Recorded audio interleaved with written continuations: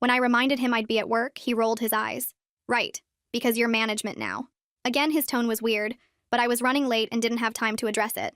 That weekend set the pattern for what would come. Every time I mentioned work, he'd make some snide comment. When I told him about implementing a new scheduling system, he said, "Wow, revolutionizing the restaurant industry, are we?" When I came home excited about Pablo teaching me the ordering process, Samuel responded with, "Cool, you're learning to buy food. Groundbreaking stuff." I tried talking to my best friend Jade about it. She said Samuel might be feeling insecure about the changes in our dynamic. She suggested I include him more, make him feel like part of my success. So I started sharing less about the actual work and more about the people, funny customer stories and harmless gossip about the servers.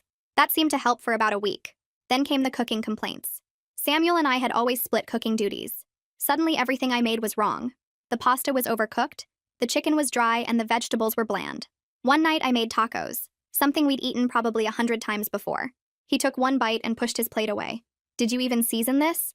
When I pointed out it was the same recipe I always used, he said, "Maybe your taste buds are too sophisticated for regular food now."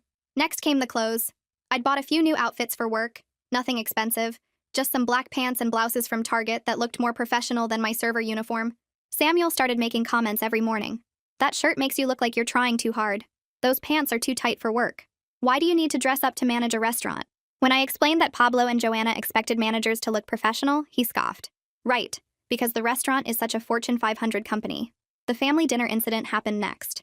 At his parents' house for Sunday dinner, I overheard Samuel telling his relatives that my manager title was basically meaningless, that I was just a glorified waitress with keys.